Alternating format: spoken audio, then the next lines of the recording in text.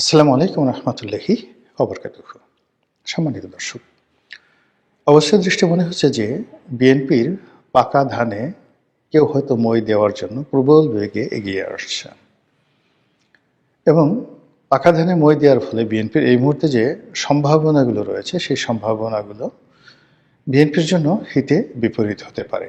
কিভাবে হিতে বিপরীত হতে পারে এই বিষয়গুলো নিয়ে আলোচনা করব, যেন বিএনপি যারা নেতৃবৃন্দ রয়েছেন তাদের যদি শোনার মতো ধৈর্য থাকে, আগ্রহ থাকে, তাহলে হয়তো আমার এই বক্তব্য থেকে তারা একটা ধারণা পেতে পারেন।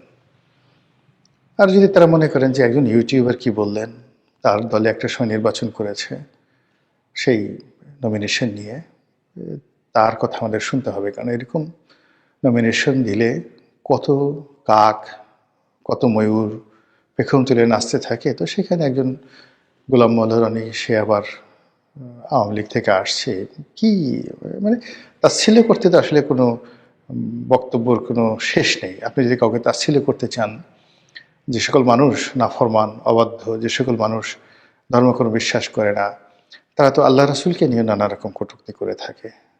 কিন্তু আপনি যদি শিক্ষা নিতে চান, তাহলে প্রকৃতির সব কিছু আপনার শিক্ষক। পিঁপড়া আপনার শিক্ষক, মৌমাছি আপনার শিক্ষক, গাছের পাতা, প্রস্ফুটিত পাতা যে আজকেটি ফুটল, সে আপনার শিক্ষক। যে পাতাটি বড় হলো, শিক্ষক। এবং জীবন সায়াহ্নে এসে গাছ থেকে যে পাতাটি ঝরে পড়ল, সেও আপনার শিক্ষক। কাজেই বিশ্বজুড়ে মানে যে শিক্ষার ব্যবস্থা, সেখানে সবাই আপনার শিক্ষক এবং আপনি সবার ছাত্র।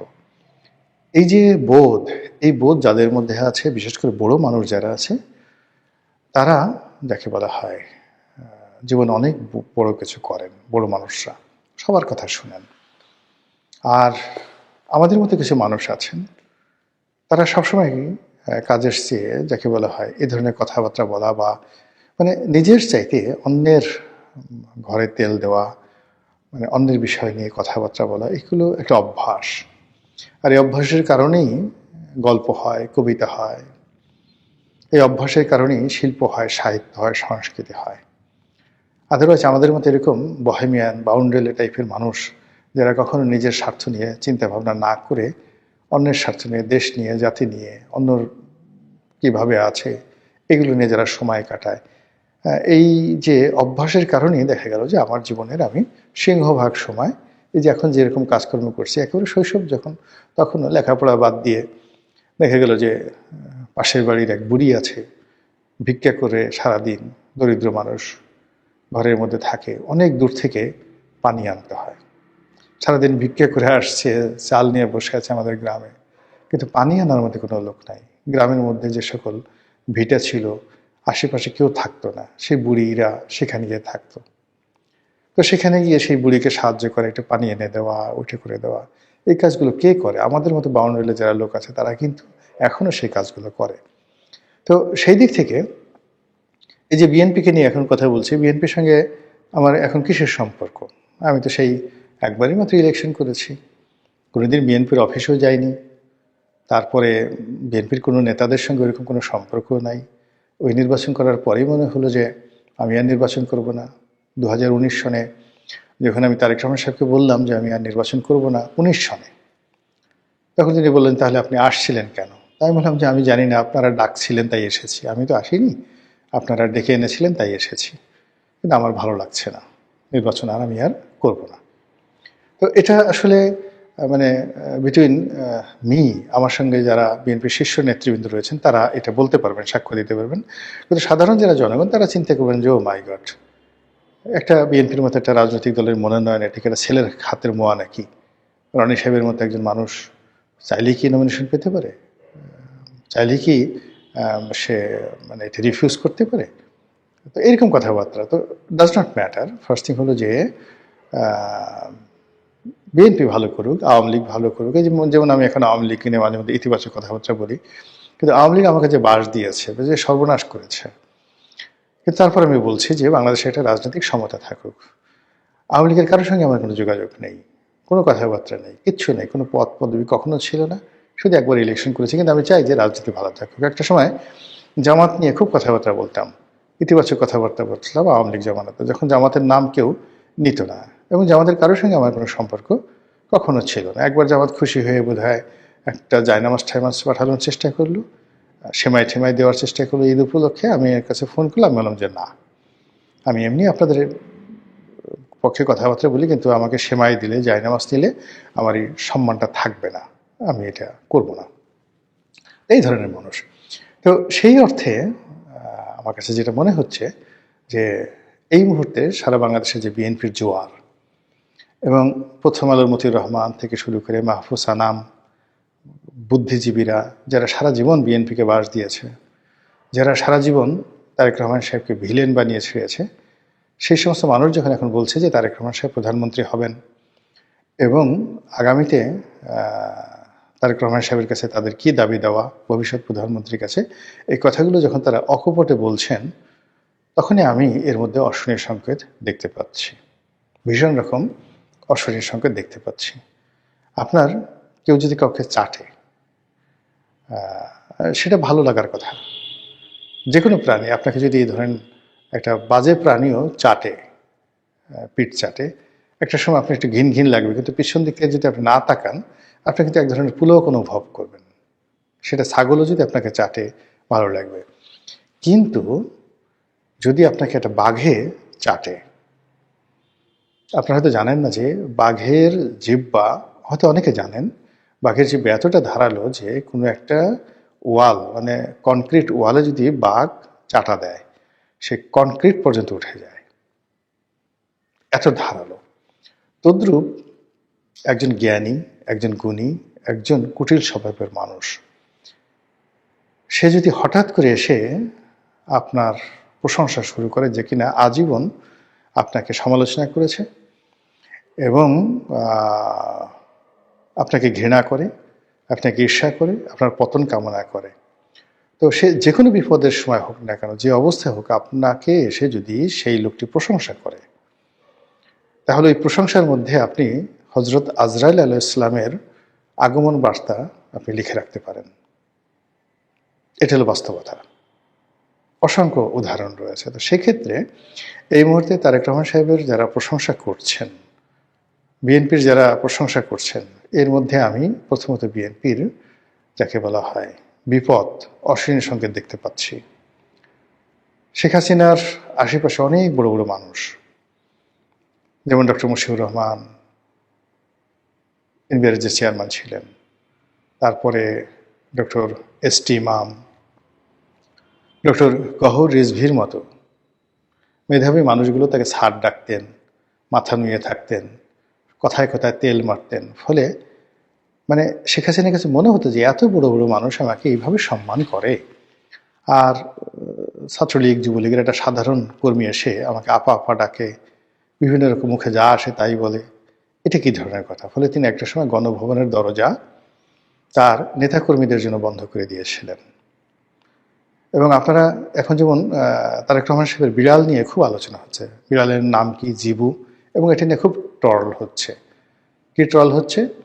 যে বিড়ালের পাসপোর্ট হচ্ছে, তারপরে বিড়াল কবে আসবে। এখন মানে সেই বিড়ালের জবান অনেকে খুলে ফেলেছে এবং বিড়াল কথা বলছে, মানে এআইয়ের মাধ্যমে বিড়াল কথা বলছে, এবং কথা যে সকল কথাবার্তা বলছে খুবই অবমাননাকর। বিড়াল মানে তারেক রহমান সাহেবের বিড়াল জেবুকে দিয়ে এআইয়ের মাধ্যমে যে সকল কথাবার্তা বলানো হচ্ছে, ওগুলো শুনলে আপনি বুঝতে পারবেন যে সেন্টিমেন্টটা কি।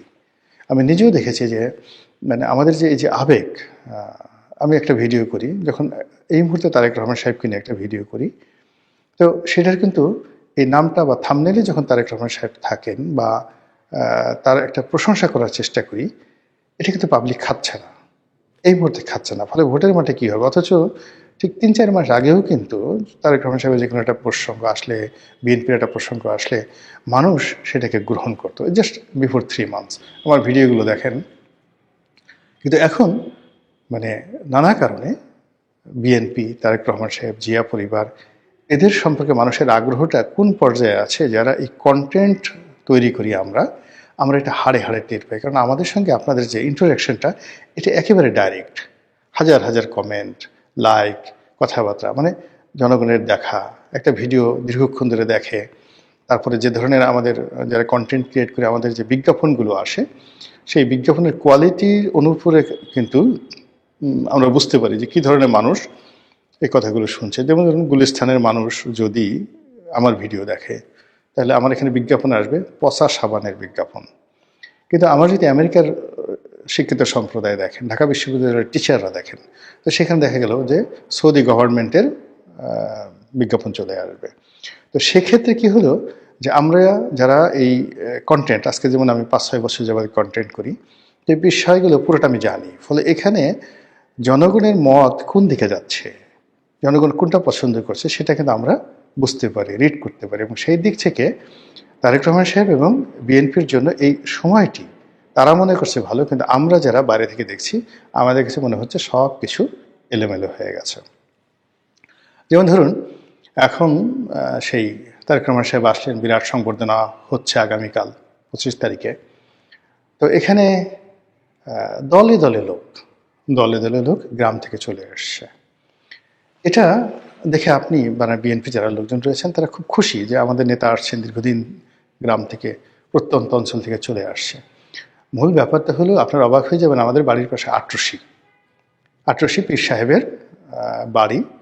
তো বছরে যাকে বলা হয় ওনার একটা ওরস মোবারক হয়, ছোটকাল থেকে আমরা দেখে আসছি। মানে 1 কোটি লোক সেই ওরসে যায়, 1 কোটি। আবার বলছি, আটরশি হুজুরের বাড়িতে 3 দিন বা 4 দিন বসে যে বাৎসরিক উরস হয়, 1 কোটি লোক সেখানে উপস্থিত হয়। এর বেশিরভাগ লোক ওখানে যাওয়ার পরে তারা ওই যে এতগুলো মানুষ একসাথে হয়েছে এটার মধ্যে আনন্দ পায়। আমরা যেমন গ্রামবাসী লোকজন সমস্ত কাজকর্ম বাদ দিয়ে ওই 3 দিন খালি ওই বাড়িতে থাকি। মানে পুরো সদরপুর উপজেলার যত লোকজন আছে বেশিরভাগ মানুষ এই সময়টাতে 1 দিনের জন্য 2 দিনের জন্য সেখানে যায়। প্লাস ওখানে ওই যে ডাল ভাত, গরুর মাংস, এগুলো একবেলা খাওয়ার জন্য মানুষ পাগল হয়ে যায়।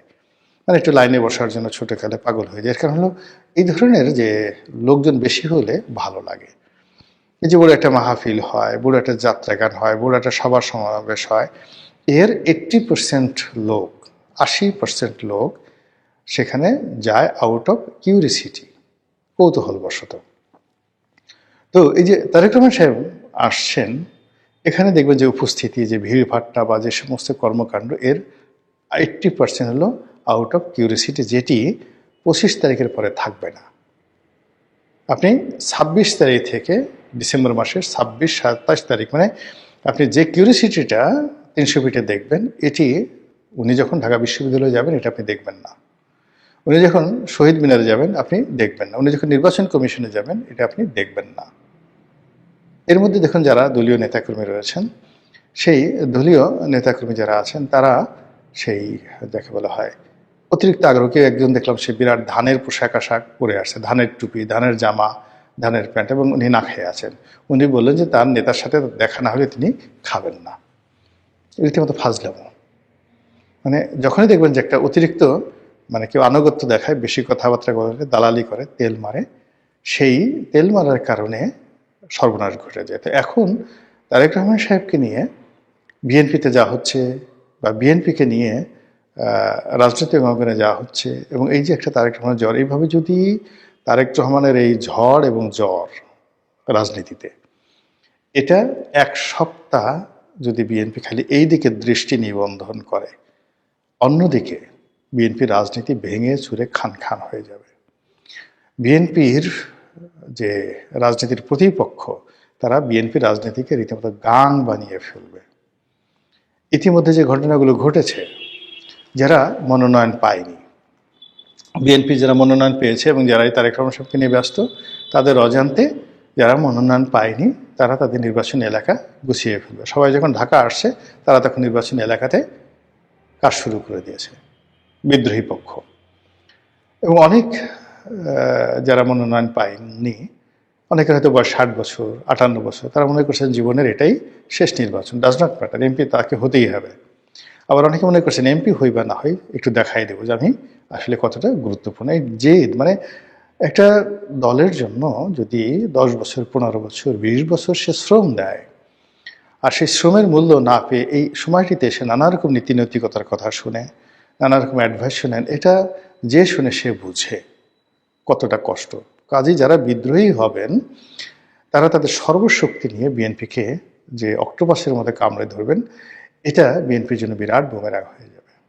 অন্যদিকে জামাত, এনসিপি এবং অন্যান্য যে সকল রাজনৈতিক দল আছে যারা এখনো পর্যন্ত ঐক্য হতে পারেনি বিএনপির কারণে, কিন্তু বিএনপির এই যে তারেক রহমান সাহেবের আগমন এবং এই সময়টাতে গত কয়েকদিনে যা কিছু ঘটেছে রাজনীতির অঙ্গনে, সেই রাজনৈতিক অঙ্গনে এই ঘটনার ফলে কি হলো, যেমন দেখা গেল একটি দল বিলুপ্ত হয়ে গেছে, সেই দলের কোনো নেতাকর্মী গিয়ে আর একটা দল বানিয়ে জামাতের সাথে যোগ দিল। তারপর শেষে অনেক দলের নিবন্ধন আছে, তারা দল মানে যাকে বলে দলের নেতা, প্রধান নেতা নমিনেশন পেয়ে দল ব্যান্ড করে চলে গেছে। কিন্তু তার কথা তো হবে না, এখানে জেনারেল অ্যাসেম্বলি লাগবে, দল বন্ধ করার জন্য অনেক প্রক্রিয়া লাগবে, তারা সেগুলো এখন পর্যন্ত করে উঠতে পারেননি। ফলে কি হলো, যে গেছে তার অবর্তমানে আরেকজন দলের হাল ধরে সে গিয়ে একটা বিরাট ঐক্য, দেখা গেল 100 দলীয় একটা ঐক্য করে ফেলেছে।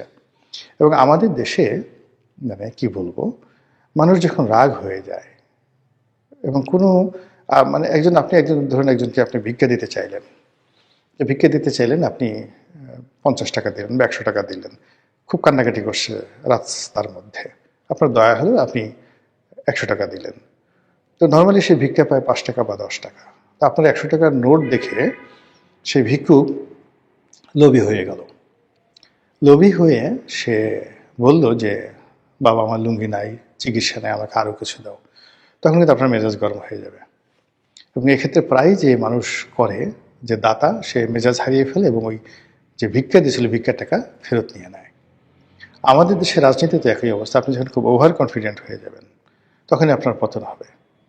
আইয়ুব খান 10 বছর পাকিস্তান শাসন করেছেন এবং তিনি উন্নয়ন দশক পালন করছিলেন এবং তার একটা ধারণা ছিল যে তিনি যত উন্নয়ন করেছেন পুরো পাকিস্তানের মানে মানচিত্র মানে প্রত্যেকটা জায়গাতে ফুলে ফুলে শোভিত করে ফেলেছিলেন। তার ধারণা ছিল যে আজীবন তিনি ক্ষমতায় থাকতে পারবেন, কিন্তু হয়নি। 69-এর গণ অভ্যুত্থানে এমন একটা অবস্থা তৈরি হলো পুরো পাকিস্তানে, তিনি তার ক্ষমতা সেনাপ্রধান ইয়াহিয়া খানের কাছে হস্তান্তর করে তিনি চলে যেতে বাধ্য হলেন। এরপর আমরা তাকে আর জানি না। এইভাবে আপনি আসলে যখনই আপনি খুব বেশি, এরশাদ সাহেবও দীর্ঘদিন কাজকর্ম করার পর একেবারে সব কিছু স্বাভাবিক চলছিল, শেষ মুহূর্তে এসে তার এই পতনটা হলো 2006 সনে। 2006 সনে বিএনপির আসলে পরাজিত হওয়ার কোনো রিজন ছিল না, 111 হওয়ার কোনো কারণই ছিল না। কিন্তু অলনে ছাড়েন, বিএনপি যখন ওভার কনফিডেন্ট হয়ে গেল তখন তো এই ঘটনাগুলো ঘটে গিয়েছিল। ঠিক একই অবস্থাতে 1991 সালে রাজনীতির যত জরিপ সেটা ছিল আওয়ামী লীগের পক্ষে, এবং শেখ হাসিনা আওয়ামী লীগ ধরে নিয়েছিল যে তারা পাওয়ারে আসছে। আর বিএনপির আসলে কোনো প্রস্তুতিই ছিল না, তারা যে ক্ষমতায় আসবে এই ধরনের কোনো প্রস্তুতি ছিল না। 91 সালে বিএনপির মনোনয়ন দেওয়ার মতন এই জায়গাতে যোগ্য প্রার্থী তাদের ছিল না, কিন্তু নিয়তি তাদেরকে ক্ষমতা নিয়ে এলো। এইবার যেটা হচ্ছে, চারিদিকে একটা রব পড়ে গেছে, বিএনপি ক্ষমতায় আসবে শতভাগ, সবাই সে কথা বলছে। বিএনপির যারা লোকজন তারাও ধরে নিচ্ছে যে একবারে নমিনেশন পাওয়া, ইলেকশনটা শুধু বাকি, জাস্ট একটু ইলেকশন এলাকাতে যেতে হবে আর মানুষ হুড় হুড় করে এসে ভোট দিয়ে বিএনপিকে পাশ করে নিয়ে আসবে। আর তারেক রহমান সাহেব তো জাস্ট প্রধানমন্ত্রী, এটা সময়ের ব্যাপার, উনি শুধু চেয়ারটাতে বসাটা হলো তার ইচ্ছার উপর নির্ভর করবে, তিনি আজ বসবেন না কাল বলবেন সেরকম। তো এরকম যখন মানুষ ওভার কনফিডেন্সের মধ্যে থাকে, মানুষ যখন একটা মোহের মধ্যে থাকে, মানুষ যখন অতি তেলবাজির মধ্যে থাকে, তখন তাদের যারা প্রতিপক্ষ প্রচণ্ড রকম শক্তিমত্তা অর্জন করে। ফলে এই সময়টাতে বিএনপি যাদেরকে কেয়ার করছে না, কাউন্টই করছে না, বা যাদের কাউন্ট করা তো দূরের কথা প্রয়োজনও মনে করছে না, এমন সব মানে প্রাচীরের গাত্রে এক নামগোত্রহীন ফুটেছিল ছোট ফুল অতিশয় দিন, ধিক ধিক করে তারে কাননের সবাই, বিখ্যাত একটা কবিতা। মানে বিএনপির এরকম অনেক ছোট ছোট ফুল, মানে যার কোনো রকম গুরুত্ব আছে বলে বিএনপির লোক মনে করে না, সেই এক একটা ফুলের কারণে বিএনপির সর্বনাশ হয়ে যেতে পারে এই নির্বাচনের এই সময়টিতে। এবং প্রকৃতির একটা ব্যাপার হলো, আপনি যখন কোনো একটা ব্যাপারে খুব বেশি কনফিডেন্স দেখাবেন, সেখানেই আপনার পতনটা হবে। ইসলামে যে জিনিসটা আছে যে তুমি আল্লাহর কাছে চাও বিনয় সহকারে, ভয় এবং লজ্জা নিয়ে, এবং যাকে বলা হয় তোমার বিশ্বাসও থাকবে, বিশ্বাস এবং ভয়, মানে খাউফ এবং রিজ্জা। খাউফ এবং রিজ্জা এই দুটো, মানে আমি একটা লেখা লিখেছিলাম, এটা নিয়ে আমি তখন পড়তে হয়েছিল যে দিল হোসেন সাইদির ইমতিহান, খাউফ এবং রিজ্জা। তো এই খাউফ এবং রিজ্জা এই দুটো জিনিসের সমন্বয় যখন মানুষ করতে না পারে, তখন একেবারে আপনার সামনে যখন একটা খাবার আসবে আপনি মুখে দিবেন, ঠিক সেই জিনিসটা আপনার সামনে থেকে চলে যায়। আর এর কারণেই